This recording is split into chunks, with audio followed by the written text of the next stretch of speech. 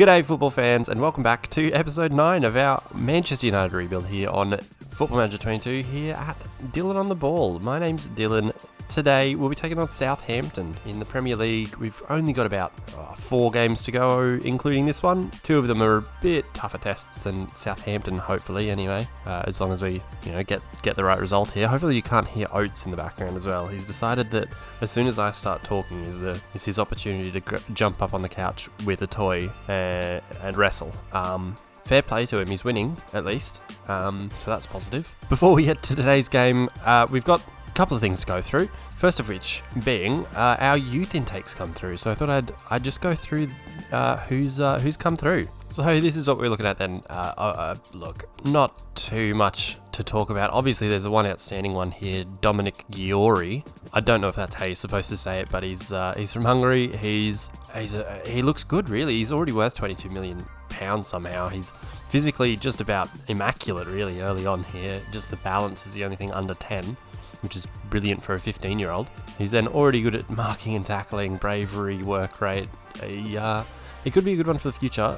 His passing's not bad as well, so we'll probably train him up as a ball-playing centre-back, and hopefully, get the most out of him. Maybe pop him out on loan soon, but that's a little while away now. Other than Dominic, there's not too much to write home about. We've signed this fella up, and he's already 17, so he's on his professional contract already, which seems insane because he's already earning $5,000 a week when I was trying not to spend a lot of wage. Oops. Does say he's a left back, but he's right footed, so we are converting him to a right back. We're training him there, trying to get him to run through. I'm training on strength, but I think he's already got good pace. It's acceleration I want him to work on, so I might change that to additional focus on quickness maybe, but at this point, he looks rather good. Maybe not that great going forward yet, but hopefully that'll come. He's only 17, so plenty of time for that. Other than him, I'll only take you through... Let's go through 3 more players. We've got another wide back here, Daniel Fisher. He's a left back. He looks decent. Again, obviously, we've got years and years to go until he's of any good, really. But the mentals already, I'm pretty impressed with and pretty happy with, and also his defensive stats, or the key defensive ones in heading, marking and tackling, I'm pretty happy with. Hopefully he continues to develop, and one day it's him and Luke Shaw battling it out for the number 1 left back spot. We've then got another centre back. I don't know why, it seems like we've only got defenders in this one. I don't know why, or players of use, or of note anyway. We've only got wide backs and centre backs. This one being Jerry Ward from Ireland. He looks decent. Again, it'll depend on how he develops. It'll depend on how we train him. I get that. Not fantastic physically so far.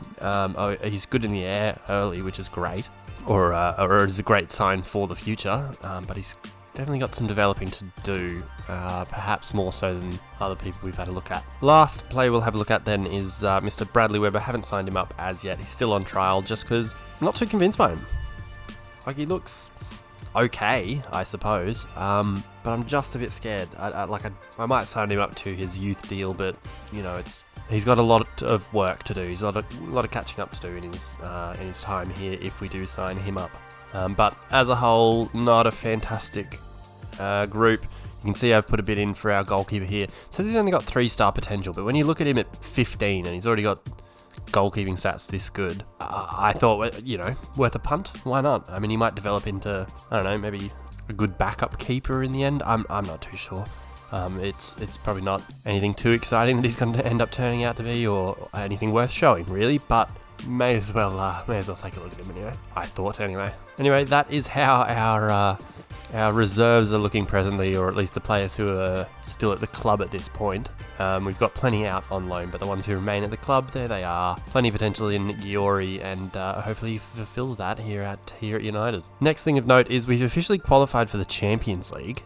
So you can see here, we've got our initial budget set. So we've got 123 million to spend at this stage anyway. So should we, I don't know, maybe go on and win the league, hopefully, we might be able to spend a bit more.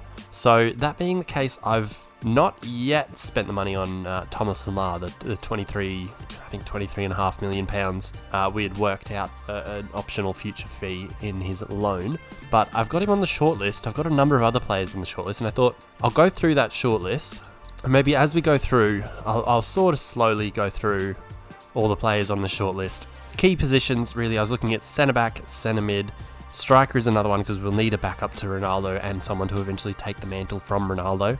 But really, as we go through this, I want you guys to give me suggestions. If you're keen, if you want to let me know what you reckon, who you reckon we should be really going in for. These are the players on my shortlist. We've got Ben Godfrey. He's a bit versatile across the back. He's English. He's relatively young. He's got some room to grow, and I think he'd be a good addition back there. Same sort of with Jules Koundé, young, clearly very good. He's wanted by Chelsea, or has been for a while now, really. Bastoni, everybody knows his quality with Inter. Mancini, it says he's wanted, and you see the clubs that he's wanted by. I thought, well, if he's wanted by Chelsea, Liverpool, Man City, and Juve, and Inter, like I've got to throw my hat in the ring, don't I? I've got to have a look at him. Clearly something's going right for him. Has to be.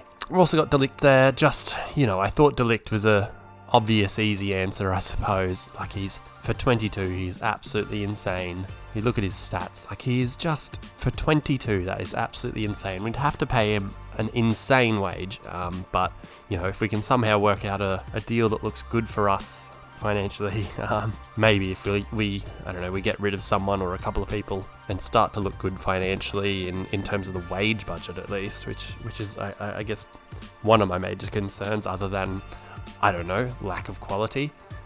He'd be one we'd look at, I reckon, because he's got to be the way to the future, the way for United to get back there and win many titles and hopefully compete more in the Champions League. Beyond De Ligt, there's Pau Torres. I know he's been linked with United in the past, so thought it was worth a shout. He's probably pretty decent on Football Manager. You look at him, yeah, he looks pretty decent, doesn't he? He's tall, he's got good jumping, he's got good stamina, strength. He'll be pretty decent. He's had a great season at Villarreal this year, average of 7.3 just about in the league. So then we go into our midfield targets. Declan Rice is the first one. I think it's an obvious one. Hopefully, depending on how much he'll end up costing, really, that's the big thing. I think he's an obvious one on FIFA because he does develop into such an absolute incredible beast. I'd sort of be silly not to while he's still at West Ham before, Manchester City or, PSG come calling, or whoever it might be. I'd be silly not to have a look at him, see how much he would end up costing. We've then got, a few more budget, I guess, options comparatively anyway, like Renato Sanchez. I've signed him before on this Football Manager for not that high of a fee, but when he's wanted by Liverpool and Barcelona, that sort of drives that up a bit. I think I ended up getting him. I've got a Newcastle save on here, not because they had millions of pounds, but because it was the job going. I started unemployed, but anyway, I ended up getting Renato Sanchez after the first season for like £15 million with like a £75 million sell-on clause. So, if we can end up getting him cheap, I know it says £39 million there, but if we can end up getting him cheap, I would be absolutely crazy not to. Neves, he was one that, just because he's been linked with United a lot, IRL, I know this season is no exception to the last few that he's been linked with them over and over again, seemingly. I'm watching Oates here, and he's picked up just about every toy for one. Like, he's got about 18 toys, and he's picked up every single one to have a bit of a play with each of them. I hope you've heard some of it in the background. Anyway, look back to Mr. Neves. He looks incredible. Some of these stats are out of this world. Looking at how just quality he is across the board, physically, technically, mentally, all of the things. He just would be seemingly brilliant. I don't know how else to put it. He's had a good season at Wolves. He'd be even better with better players around him, like at United. Beyond him, there's Benassa, another one sort of similar to Renato Sanchez. We're hoping for a bit of a cut price deal, someone with a bit of quality. We got him in our Wolves save on FIFA. And I think he would be a good addition, perhaps not the star addition like Declan Rice or Ruben Neves, but someone who's just about there. You look how good he is across the board mentally, or everything, just about everything is at least 14. So you can't complain about that at all. Beyond him, I've been dreaming again, looking at Jude Bellingham, Nico Barella. I just absolutely rate Nico Barella. Like, I don't know what it is about him. Something about him, the way that he sort of glides through with the midfield with the ball, he works so hard, he's so good technically. Like, There's no downside to his game other than maybe he's a little on the short side. But depending on how much we could get him for, I know he's already earning an insane amount. Look at the season he's had. How could I not be interested in him after a season like that, playing for Inter? Absolutely mad. For me, he's one of the ones you have to have a look at and you have to give a go. He doesn't have any clauses. According to our reports, he'd cost, if we can get him for 70 million, I'd structure the deal again like I did with Leao, so that we're not paying it all up front, where, paying it in certain amounts and if we hit goals and things like that. But I think he's one of my favourites anyway. Let me know if you guys think different. I don't know. We've also got Tielemans, another Football Manager beast. He's a beast IRL. He scored that winner against Chelsea in the FA Cup last year. That was absolutely insane. I just think he's another one that would be absolutely great. Sort of similar quality, I reckon, to Ruben Neves. Though he hasn't had as good a season, maybe. Physically lacking a little bit in pace and strength, but look, when he's this good mentally, this good technically, you're like, what can you say, Beyond him, there's Iñaki Williams, who we had there at the start of the game, the start of the season when we signed Rafael Leao, so he might be one that drops off this list because we seem to have filled that, especially if we go on to sign... Oh, he's not on here. Tom Lamar, who... we've got that 23 million clause. If we can sign him, that's an attacking midfielder, a winger, a bit of a versatile, bit of quality that maybe negates the need for one or two, like one of these players or two of these players, like Iñaki Williams. I'll race through the rest of these anyway, so just because I feel like I've taken forever. So we've got Pedri, self-explanatory, he's good, he's absolute gun. He might not cost too much, hopefully. Pedro Gonçalves, I don't know how to say it, so maybe I shouldn't go for him. But I feel like he'd be a decently cheap option coming out of Sporting in Portugal. He's a bit of a gun on Football Manager, as are a lot of players coming out of Sporting at the moment. So he would be a decent option, as would Serge Gnabry, if we can get him for a good enough fee out of Bayern. That would be like adding another Sancho, who, as you saw before or at the start of the video, has just had a fantastic season. Aouar is another one that if we were looking to add another Mazzala type, another one to play in the role that Fernandes plays in our team, he would be one. Same with Reina, although he can play on the wing as well. We've then got Richarlison, who can do a bit of everything across the front line, which would be ideal, having that versatility across there. Darwin Nunez, I guess. Victor Osimhen and Erling Haaland are the last three on this list. The three striking options, or out-and-out striking options for, I guess, playing second fiddle to Ronaldo and playing a bit of a backup role, but also ones that are, young enough that they could, in the end, progress to being, first choice and absolute gun strikers. Erling Haaland's already there, Osimhen just about, and I guess Nunez needs to prove himself in a top league, and we might be where he gets to do that. But anyway, that caps off what I've got for the shortlist. If you've got any other ideas, anyone that you think I'm clearly overlooking, but those key positions of centre midfield, centre back, and striker, let me know what you reckon.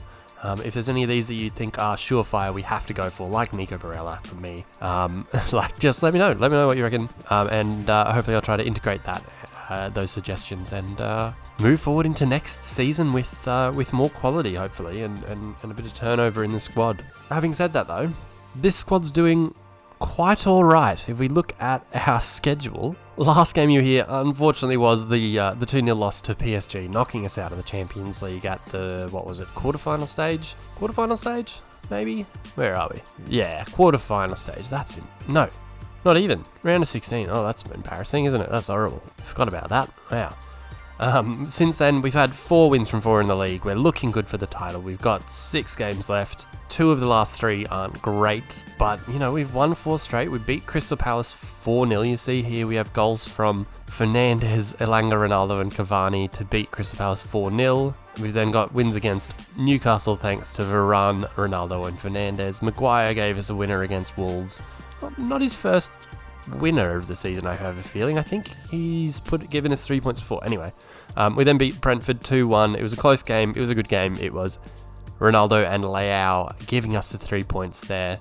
3 points that leave us just perilously close to taking the title. Just Liverpool are 2 games behind. So if they win those 2, we're up by 11 points with 18 to play for. So we need from our last 6 games, we need 8 points to guarantee a title, which seems ridiculous, like a ridiculous thing to say. You know, I mean, coming into this season, we were hoping for top 4, thinking of 4, 5, 6 sort of places, I suppose, with Chelsea, City, and Liverpool being the better teams, I suppose. But I mean, if we can, oh my God, Everton. Look, bloody art imitates life. We've got Everton down here. If Wolves drop into there, the move for, let's just have a look at their team. If they drop into the bottom 3 and they go down, the move for Ruben Neves is on. I might also think about one for Pedro Neto. Like, he's 22, he's decent. We'll give him a scout to see what they reckon. He's had an absolute shocker of a season, which may be contributing to why they're down there. Not great work rate, which I'm not fond of, but, you know, with that pace, with his dribbling, I mean, he'd be a good option and probably a cheap option as they go down into the championship if they do. But the important part is top of the table here. So in the next 3 games, if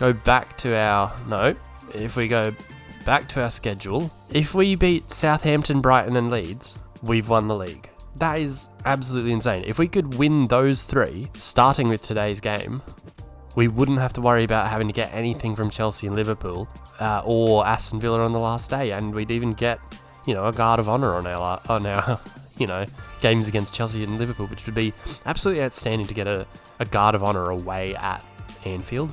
But anyway, I am dreaming there though. I've done way too much talking and prep and all that garbage. Let's get through to bloody our lineup for this one at home, hosting Southampton. So a mini injury crisis at the back. We've got neither of our left backs, neither Luke Shaw nor Alex Tellers available. So we've got Wan-Bissaka playing right back and Diogo Dalot playing left back, with Maguire and Varane in between them. De Gea in goals, a midfield of McTominay, Fernandes and Pogba, front 3 of Sancho, Ronaldo and Leao. Other than our wide backs, this is our best 11, or this is our most used 11 for sure. I might just, I think Fernandes is probably a better Mazzala than Pogba, or maybe that's just how I prefer it anyway. But, you know, if we could, I think Dalot's had a better season than Wan-Bissaka, so if we could swap him to the right back, put Shaw in here, that's our best team, in my opinion anyway. But you can see we've got a couple of tired players, so we might look to use Elanga off the bench. We might use Rashford for Leao maybe, and maybe Lamar. We'll see how we go. Hopefully we are 3 points closer to our first post-Fergie Premier League title. Let's get to the lineups. So here we go then. We're about to kick off at Old Trafford. Lineups you can see on your screen here. A strong Southampton lineup. Their strongest just about, I'd say. But before we do kick off, I'll just remind you guys, please leave a like down below. It really helps the channel out. So do subscriptions. Make sure you subscribe. You won't miss another video of this one. You won't miss the signings we make with the money that we've got now. And you won't miss the Leeds? The Wolves season we've got going on. We are narrowing down on a league title and a Champions League title over there. So, I mean, if we could do that in our second season in charge, we'll have to start setting challenges. Maybe it's too easy. We'll have to screw with the sliders. I don't know. Let me know. Let me know who you'd sign as well. Why not? Anyway, I've done way too much talking. I've been recording for half an hour just to get to kick off. Let's get through to it and see if we can put one finger on the title. And we're underway. I just want an easy one, you know? I just want us to waltz through this one, take Southampton down, and be 6 points then away from the title? 5 points away from the title? Who knows? First highlight after 8 minutes. Good little interplay there. Sancho playing it into the box for Leao. Takes him a bit wide. Oh, wow. Wan-Bissaka nearly getting the goal. How have we not scored there? The amount of chances we just had. 2 saves and a block maybe. Oates is going mad back there. I don't know if you guys can hear that. He's in a mood. Oh, so's Shea Adams here, who's through. Oh, that was poor. Lucky that was poor. My goodness. It's worrying that was so easy for them. It was, straight from our 6 shot attempts. Just a long ball over the top and Shea Adams is through. And Sancho blazes over with his weak foot. Not good. Promising signs, I guess, other than that one chance for Southampton, which was possibly the best chance. We're looking good. Oh, and Sancho's finding Fernandes, and it's finding the back of the net. 11th goal of the season for Bruno Fernandes. 14 minutes in here. We're up 1-0. Seemingly out of nowhere, just from a free kick beyond halfway. One pass, and then the through ball. And he's away. Like, just that easy. Fires it into the back of the net. And that's what I was talking about. Exactly what I was talking about with getting just a nice, easy early goal. A couple of early yellow cards too, which isn't great. But hopefully it's got us in good stead for getting through this half. I guess this season is tying into... I've been talking about it a lot in the Wolves season, especially at the end of last video. Because, well, that's a penalty, isn't it? Oh, that's poor. I guess what I was going to say is that Manchester United, like PSG, are like FIFA good teams or Football Manager good teams, where they have such big names and players that should be good, that they're unplayable, or it's just the easiest thing in the world managing them on here, especially when you have Ronaldo scoring his 42nd goal of the season. That is unreal. What a season. He's 37, by the way. 37. 2-0. 31 minutes in, Ronaldo grabbing... I think that's his 39th Premier League goal of the season, which is unreal. It also means he wasn't great in other competitions, but, you know, I probably didn't play him much in the Cup, to be fair to him, I suppose. Champions League, he should have done better. I'm not going to cavil with that. What was I saying? Oh, yeah. United and PSG, FIFA good teams, not real good teams. Anyway, Pogba gets... wow. Pogba gets us a third.